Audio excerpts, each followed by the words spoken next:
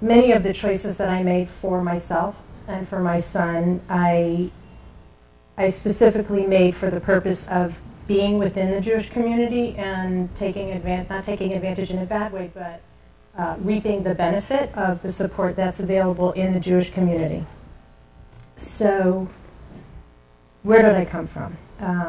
I started out in one of Mark's 5% families.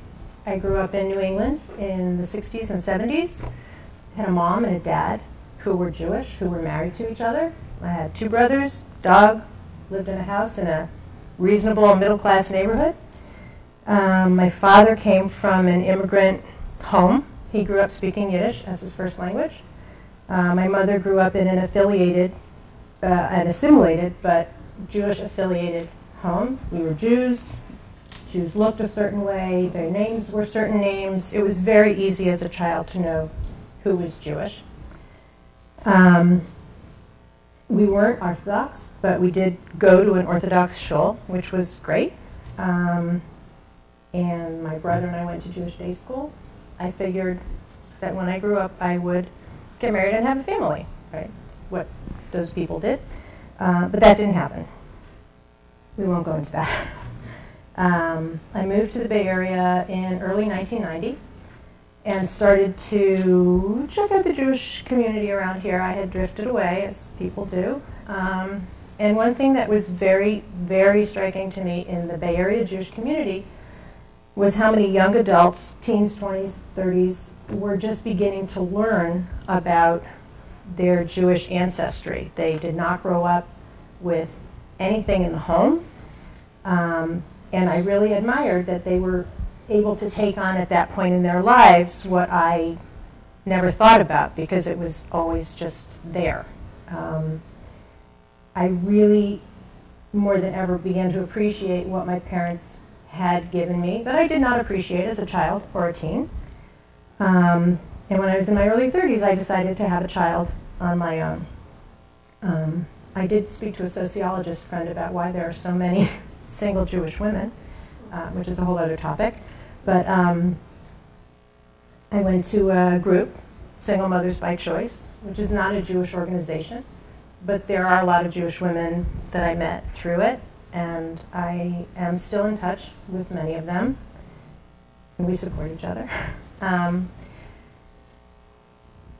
2 years later, my son was born, and when I first looked at his sweet little face, he looked like my father a lot. He looked like my family, like my father. And I said, oh my God, I have a Jewish baby, and I need to do something about that. And how can I give him what I had as a child?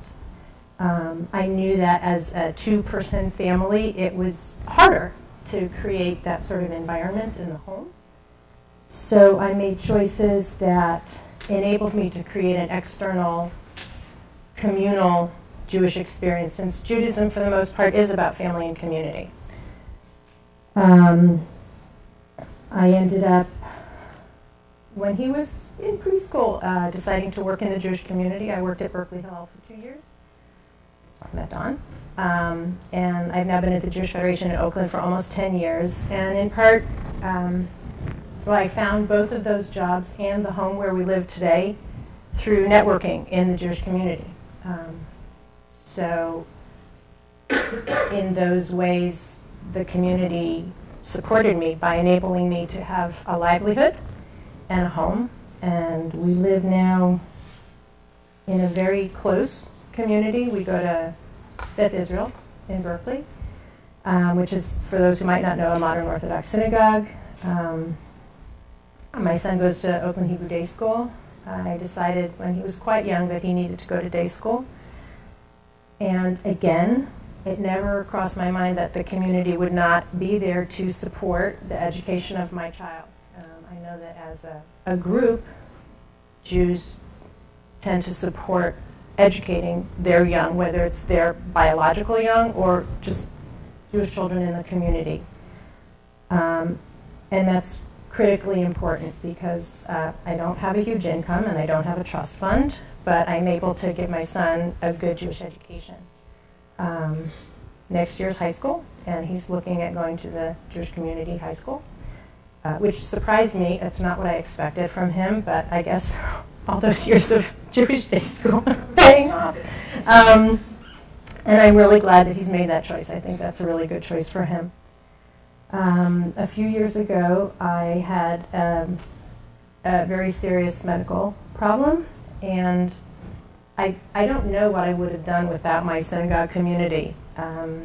It was bad, and people brought meals, they drove my son around, they did big things and little things, they told me that they were going to do things whether I liked it or not, things that I needed.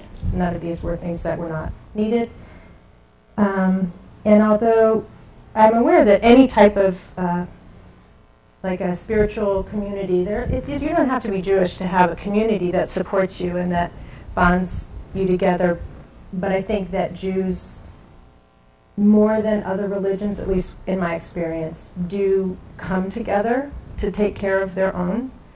And that sometimes the only thing an old or young person might have in common is that they're both Jewish, they're both in the same synagogue, and that's enough. That's the connection that they need. And they do support each other, and they do look out for each other. And I think it's an amazing thing. We've always felt welcome and accepted and loved in our community, not as a single parent family, but just as a family. And I guess I can conclude by saying that although to a great extent we are focused toward, two-parent families that look a certain way or that have a orientation or are the same gender, that more and more people are open to a variety of families that are here, and that there's a place for all of us. And that's all I have to say.